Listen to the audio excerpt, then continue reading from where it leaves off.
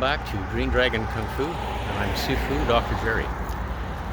So today we're taking you to Edmonton, Alberta, to the Green Dragon headquarters, the school that Master Jostein Haugland instructs, and the studio downstairs here. Kung Fu ambiance immediately. And here we are. It's quite a spectacular Buddha there. Okay, now let's meet Jostein Haugland here. And there he is, studying Kung Fu. Hey, Jostein. Good to see you again. Good to see you. Okay, I'm just going to scan your little room here. It's very beautiful. A lot of greenery. The lion heads here. Nice sound of the hot water fountain. Yeah, that's Master Chan. Everybody knows Grandmaster Chan. Okay, finally made it. Here we are. Got a chance to find out a bit more about Master Jostein Haugland's martial arts history. We've been friends since the early 80s, and he's been my instructor since the early 80s. And so we've got a lot of history, but there's things about him that I'm going to learn today too. So Jostein,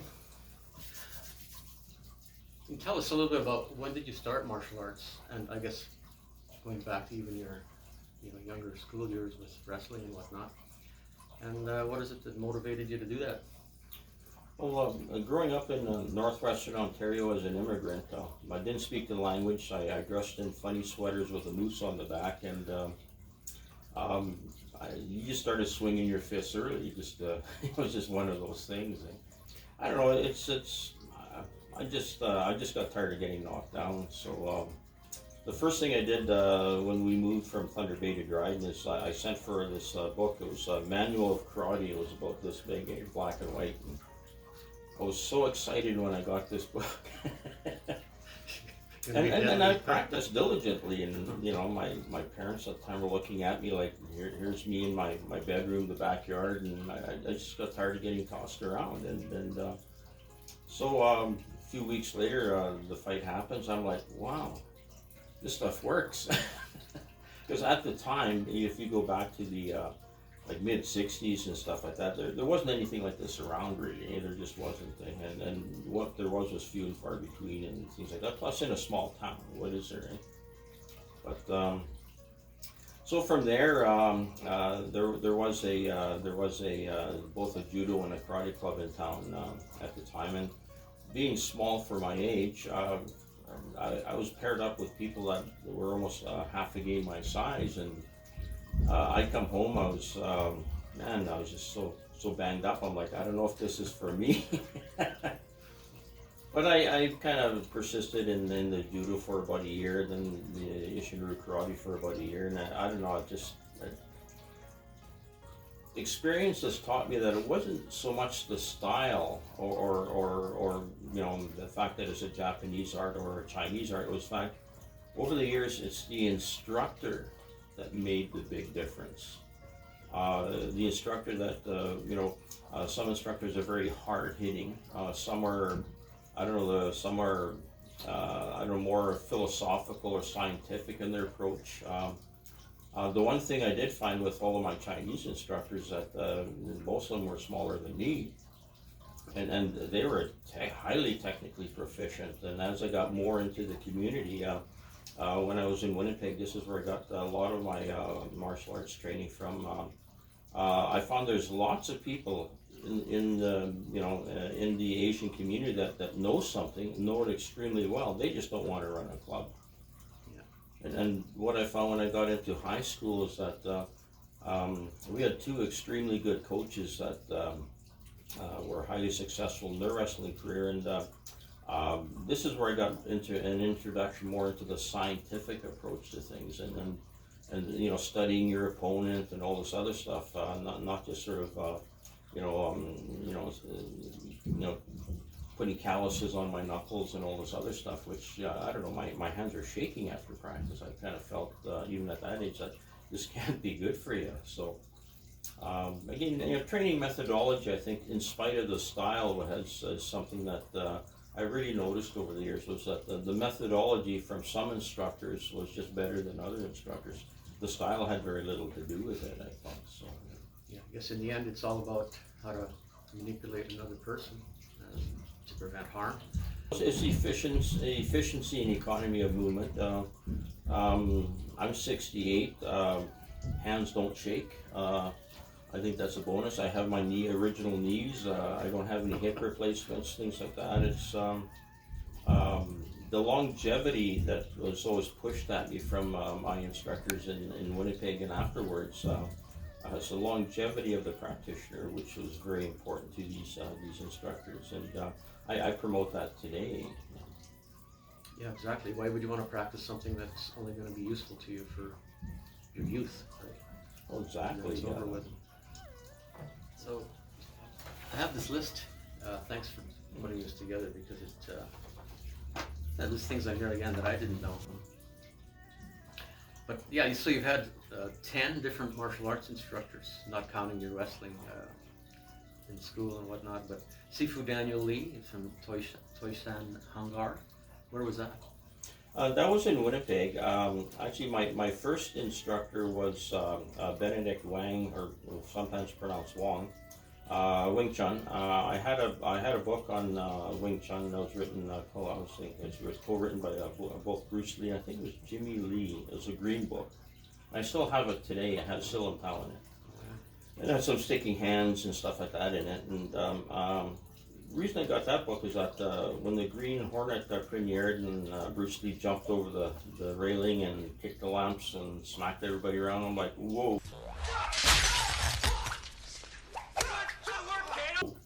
I have to learn how to do this. It was just like that spark. I'm like, wow, this guy can really, do stuff. So, and so that was kind of like after my manual of karate, that was kind of like the second book I bought. And then I saw that there was Wing Chun at the University of Manitoba campus, and I was in the Faculty of Architecture at the time.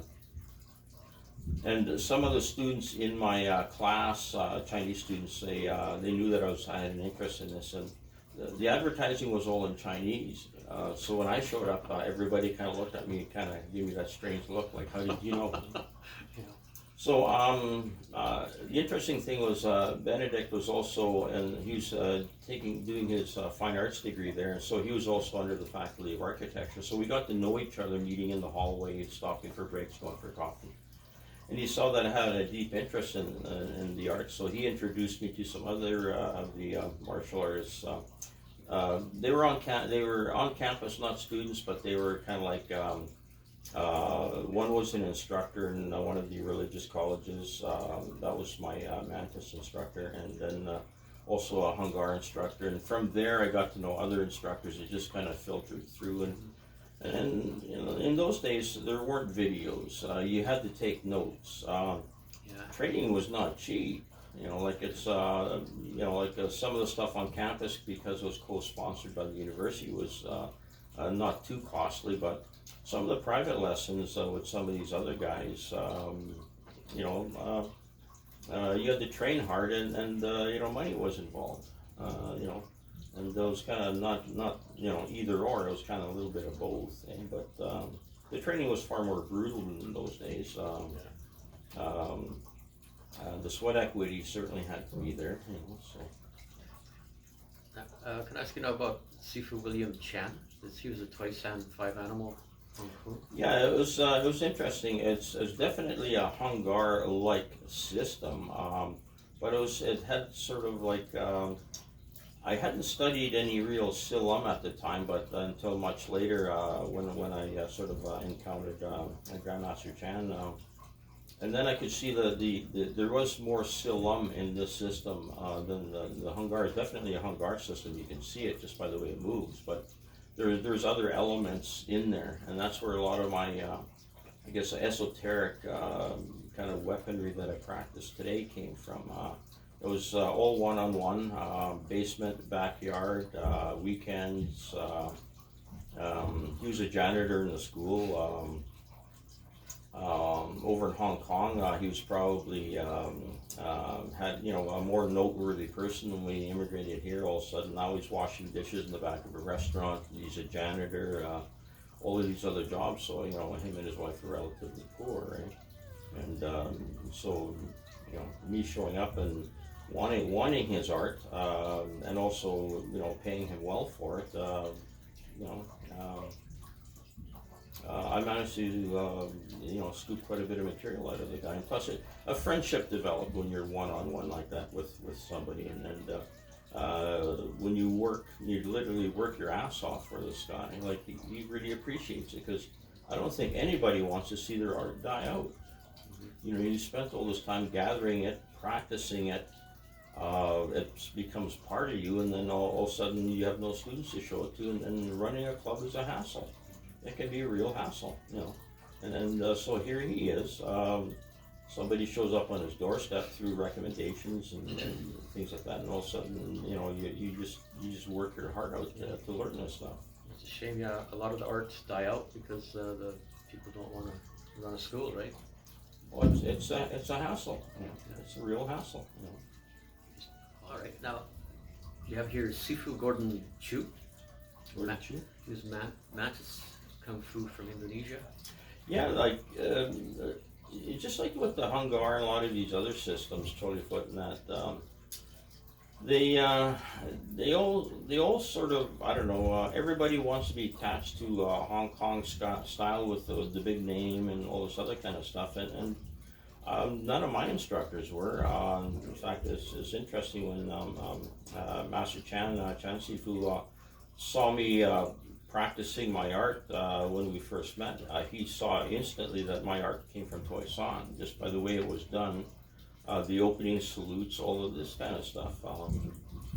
There's some very good lineages that come through sort of very obscure sort of pathways, and they're equally as good, equally as lethal. It's the practitioner, not the lineage. To me, that what I've been seeing. Some people wave a big name around, and I'm like, well, let's see what you can do. I see people now, they're going back to the '60s, and they have a full photographic history, and this is a white guy, and I have to question that, because I came through the same thing with a lot of Chinese instructors, and man, I was the oddball in the classroom, and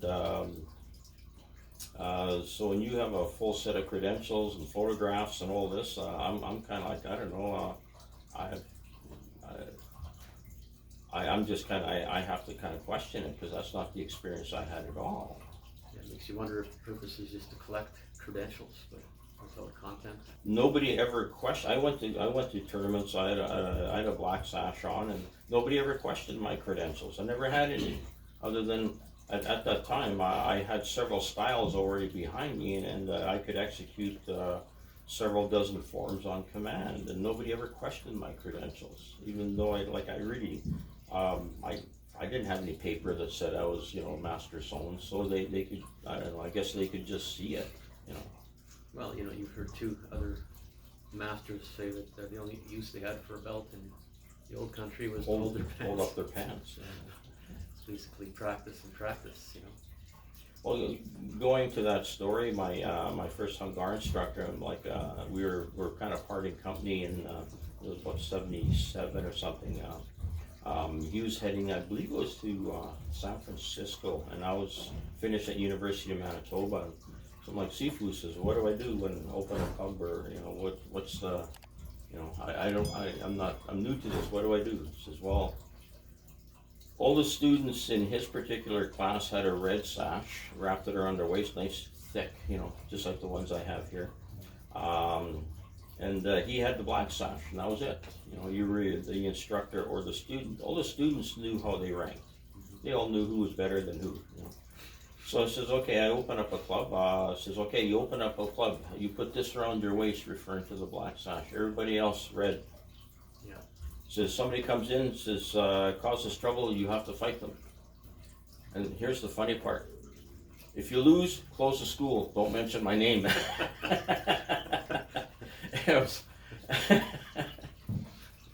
Yeah, that's the only credential you need. That was it. if you lose, close the school. But it was like that's the advice. It was kind of it was humorous, but not, sort of thing. You know?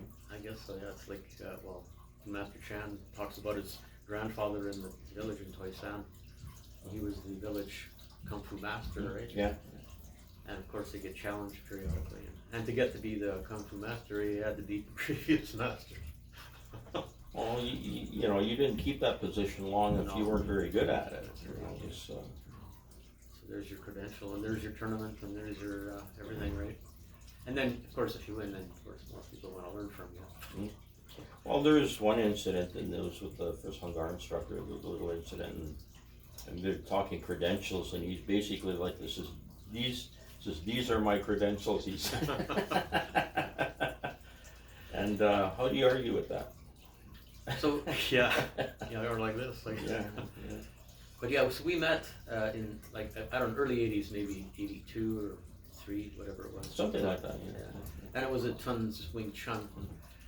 In the beginning, did he actually advertise it as Wing Chun, or was his company? Well, he advertised it as Wing Chun, and I could see immediately that there's Wing Chun elements to it, but there's also other elements to it, and upon for more extensive research, like there's a Vietnamese kind of style of Wing Chun that incorporates different kicking methodology and also incorporates a bit of Hungar in it, and you could see that in his system.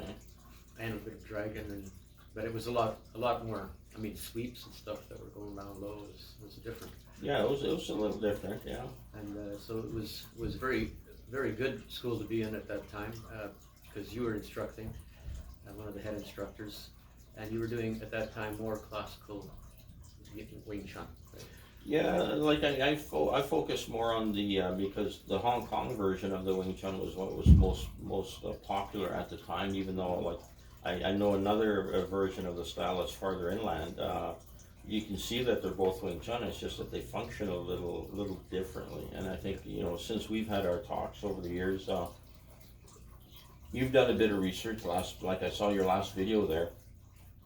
You can definitely see it's Wing Chun, but you can also see that it's a little different. It functions and there's a lot, and there are more sets to the style than the few sets that Ip Man showed. Yeah.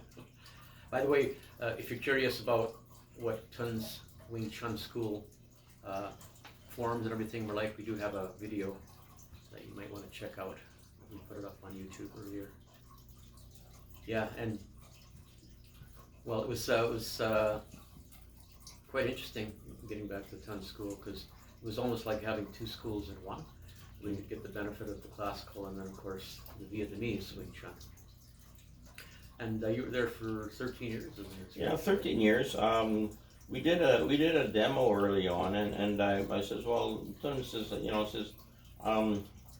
Hungar is a style that demos really well because there's bigger movements. We have all this weaponry and stuff like that, and he saw it. He sort of took a look at it. So slowly I started teaching more and more Hungar in my particular classes. So it's kind of a Wing Chun Hungar blend, and knowing both of the styles, I find they mesh really well.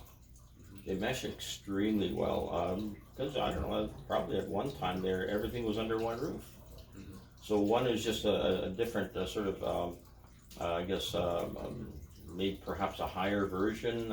I found that as the older I get, I'm leaning more towards I guess things like the Dragon Shadow and the Wing Chun, because I'm just not as mobile as I used to be now at this age. But there's still a lot of the Hungar that still works, and like everything meshes really well now that I've been doing this for over 55 years now. So yeah, 55 years. I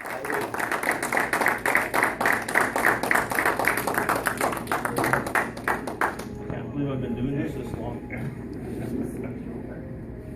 How long? Too long? Smile. Smile while you strip. It's like you're there. We need music?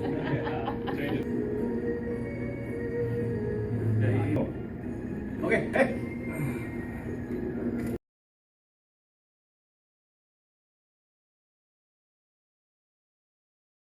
One of the things that Jostein amazes me with constantly is always coming up with something that I've never seen him do before, and sometimes never heard of before, and then he shows me how actually proficient he is with it. Now, you've done a lot of Filipino stick seminars, right? And actually, I've spent so much money on these arts that it's, but it's, you know, anybody that's passionate about anything,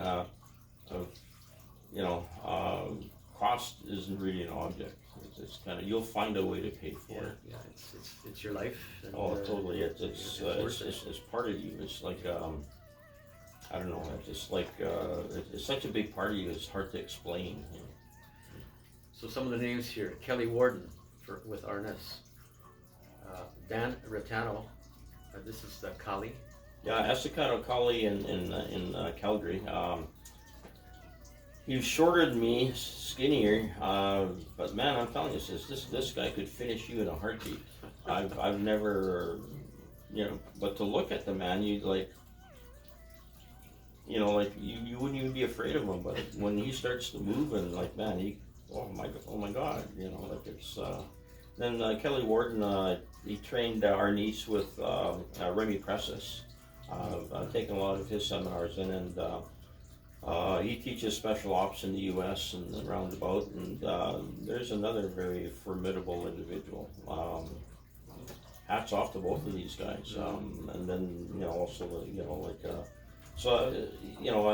look at Grandmaster Chan. I look at Datu Kelly Warden.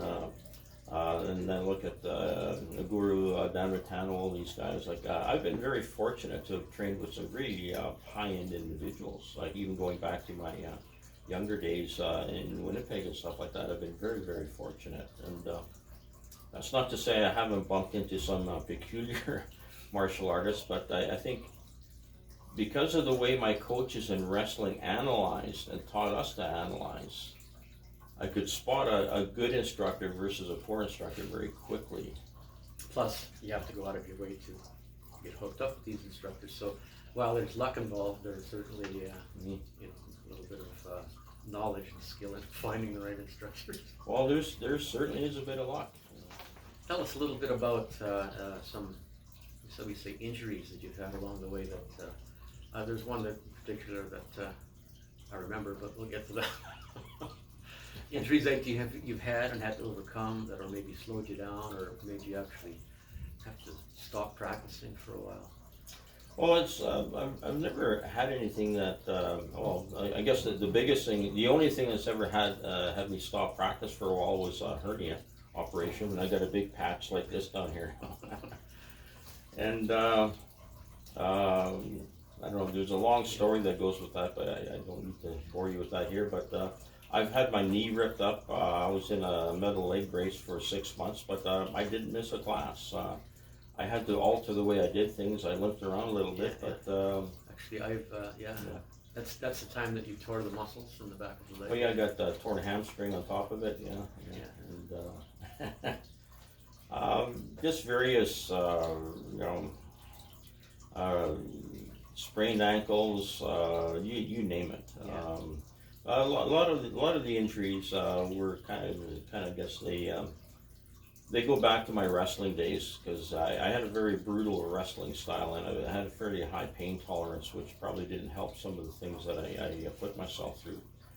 And they affect me today. And plus there's that bad car accident that was in that. Oh, right. Yeah. That totaled my Cherokee. That was an injury that wasn't martial arts related, but certainly it has a big impact on your body. I feel it today, and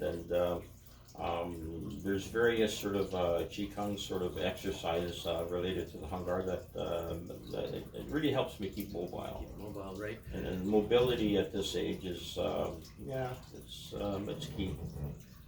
Right, and this playlist, the topic of it is Ageless Martial Arts, Ageless Martial Artists. And so we're the same age. Justein's about 5 months older than me, so we're both up there in the high 60s.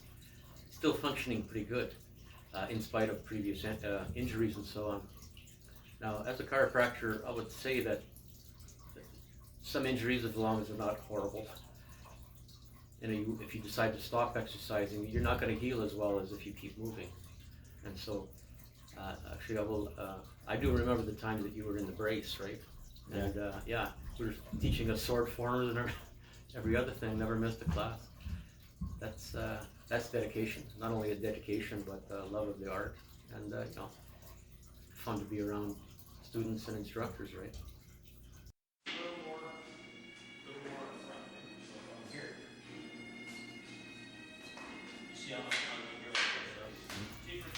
But is there any topic that you want to touch on, that you want to share? I mean, this is sharing pretty much with the martial arts world. Well, just the relatedness, because I've pretty much practiced the whole spectrum. Yeah. And you know, I guess the Japanese arts, I went more towards the Chinese arts, and I think it had more to do with the instructors I experienced. Because later on, I just experienced better instruction. And met some great people on both sides of the fence, and you know, like it's just like you say, luck comes into it. Yeah.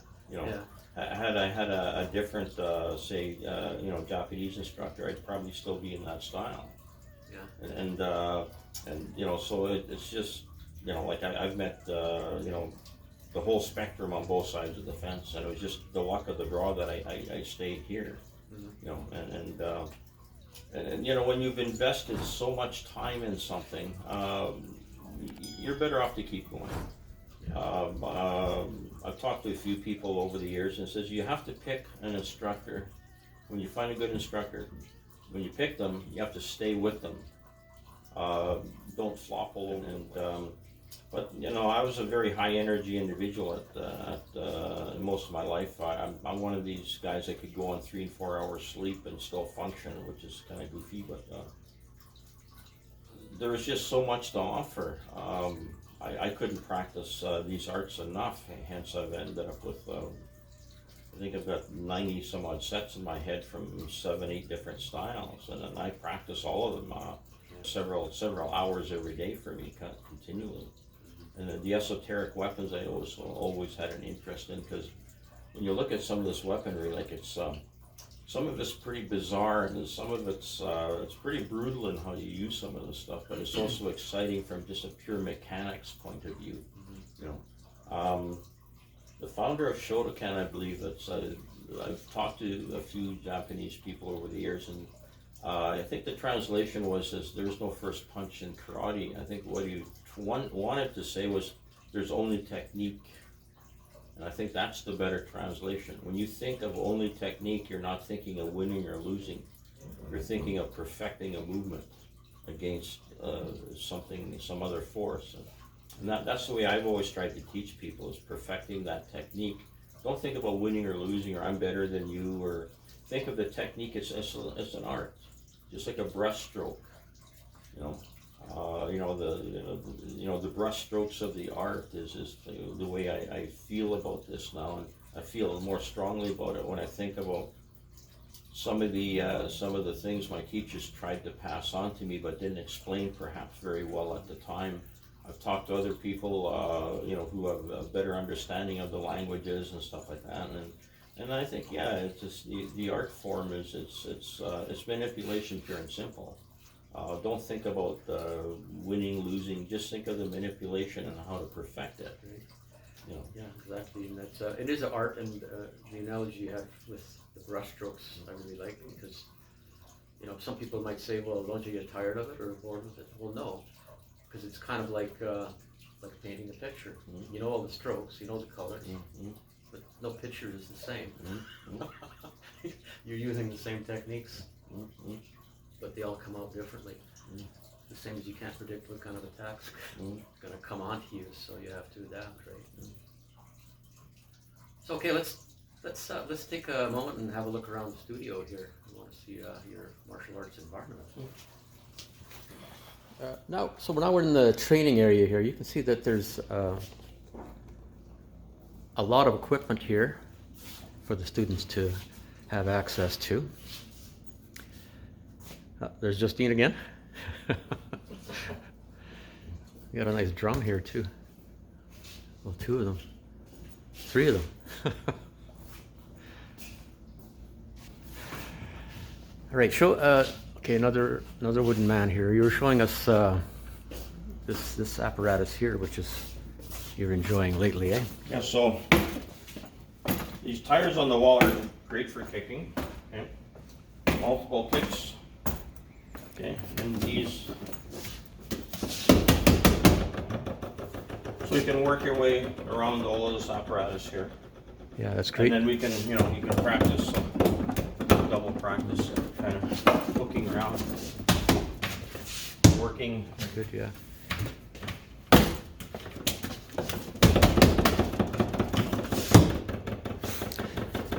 It's really nice that you've got a brick wall. You can beat this stuff all day and it's not going to hurt. Well, it's not going to damage the wall for sure. Yeah. Then we have our it's kind of, it was a grappling dummy, but it's nice to have arms that you can, you know, Yeah. you can manipulate, eh? So. Sure. And kick too, I guess, if you Oh, want. yeah. You know, beat the heck out. You know, knee shots, you know. We do a lot of knee, groin, and eyes, you know, throat, neck, you know. And I won't bother showing you. The bathrooms are around the corner there, but you can see the training area is really well set up. Got lots of equipment. How many square feet do you have in the training area here? The whole space is 1,900. I think in here is about probably 1,300. 1,300? Okay. That's a good space. Yeah. A lot of it's taken up by equipment, and you can see the actual movement area here is not that large, but goes to show that you don't need a humongous space to train, you know? Yeah. And even, you know, this guy here, we've got it covered because, Yeah. you know, Exactly. You gotta. we train with everything here. Why waste a good pillar? Yeah, exactly. Yeah. Finer sand in this one, and you know.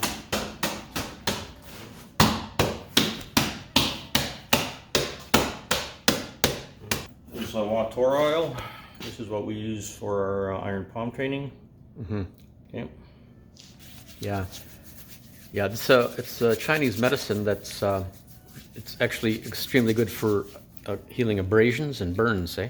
Oh, very good. Yeah. Yeah. So when you're doing this kind of training, you're going to have some abrasions, and not only I think it will heal it fast, but the slipperiness of it helps prevent.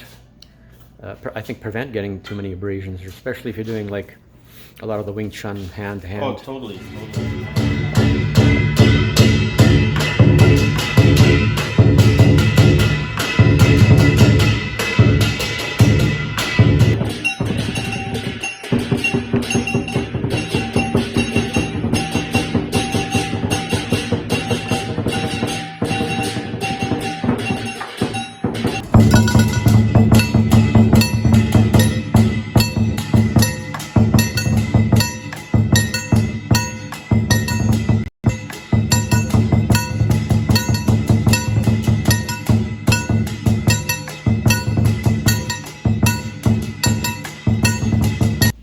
Okay, well, it's been quite an honor to have the time here and go over Master Jostein Haugland's history and his environment here, where he trains and so on.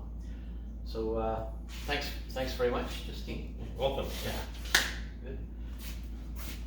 And so we'll see you next time. Peace be with you. Yeah, remember, be an ageless martial artist.